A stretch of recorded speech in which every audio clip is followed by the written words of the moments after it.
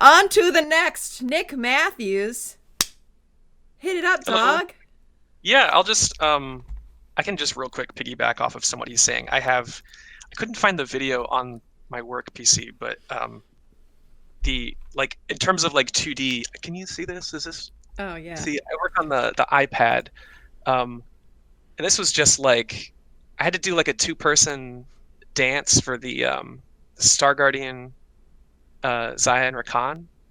And it was like a whole like tango inspired routine, and obviously trying to do that with characters right off the bat is kind of insane. But you could see like that's really really rough draftsmanship in comparison, but it's still super helpful when you're doing anything complicated, um, even just as like a proof of concept for people that That's good stuff.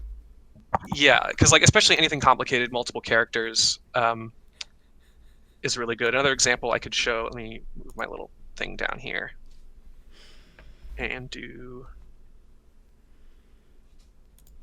he mentioned set. We worked. Nigel and I worked together on Senna. Senna, and so that was another thing I did since there was like a big horse character. I just did these uh, real rough drawings of like a horse kind of bucking her up onto him and kind of hitting a pose. Super, again, super rough. That's all you And need. yeah, and that kind of ended up. I don't remember if this is the final one or just something along those lines, but one of the later videos of that actually kind of coming together. And no, it's not the final, obviously, but yeah.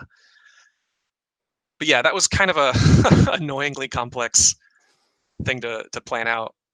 So being able to do it 2D not only proves it to the team as an idea, but saves you a lot of headaches from trying to go straight into 3D.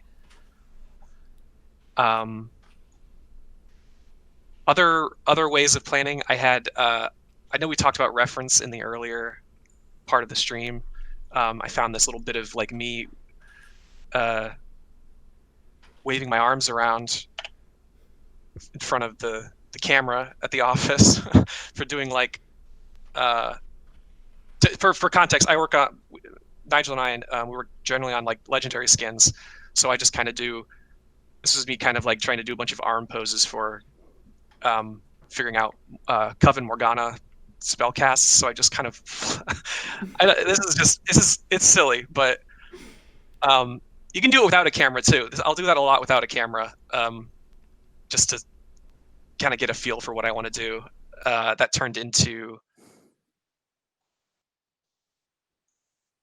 something. I don't have the video. It was for spell 2. She kind of does this.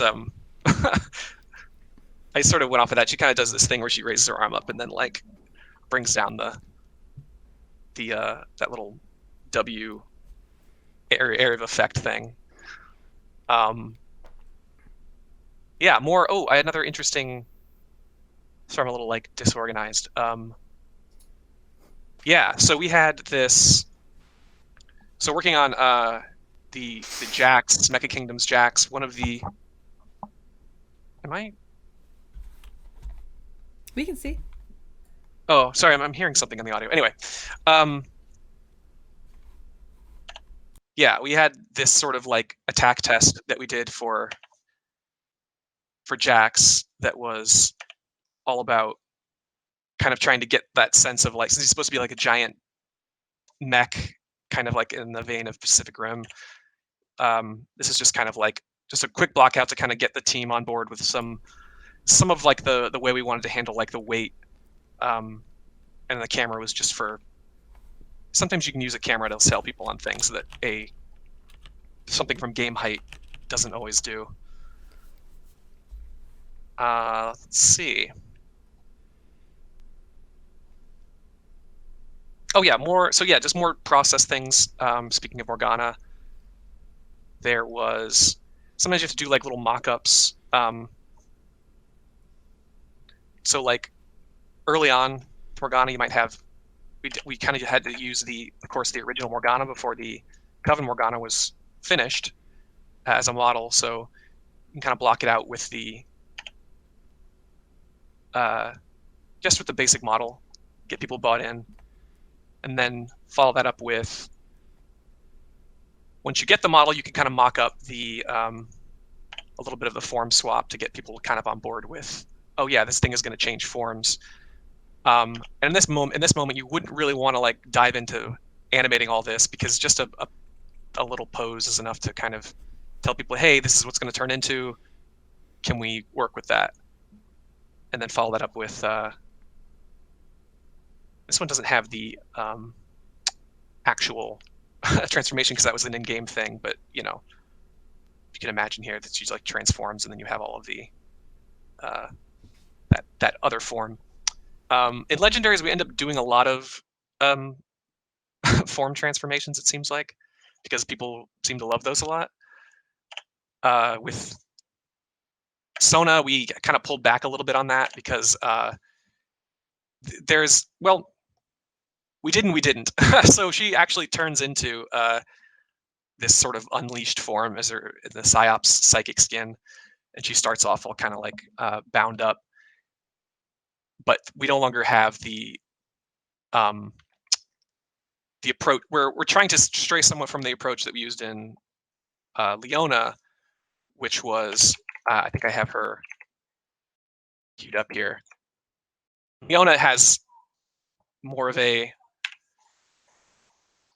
she has this thing where she'll like turn into this fiery version of herself after using her ult, and that lasts for like a period of time, or like until she dies. And then designers got a little bit mad at us, and they were like, let's not confuse players too much. You can see, because in her base form nothing really happens. So we try, but we do try to squeeze in as much like cool stuff like that as we can. And a lot of that is working with animators to try to sell that on things like, in this case it isn't, but things like, oh, she walks different after this when she's in this form. So a lot of making legendaries is trying to add in all that extra sauce without destroying or without confusing anybody on what's actually happening in the game, which is always a fine balance, and sometimes we don't always win. But yeah, that was just some quick overview stuff, kind of following on what the others said. Yeah. Awesome. Yeah. Thank you so much, Nick. Woo. Good stuff. Love to see it.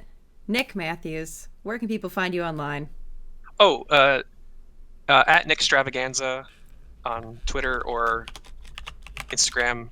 Although I'm so bad at social media and like following up and doing things. I haven't figured out how I want to use it yet, but someday I'm sure. Well, still very awesome. Thank you so much for sharing your wonderful work with us.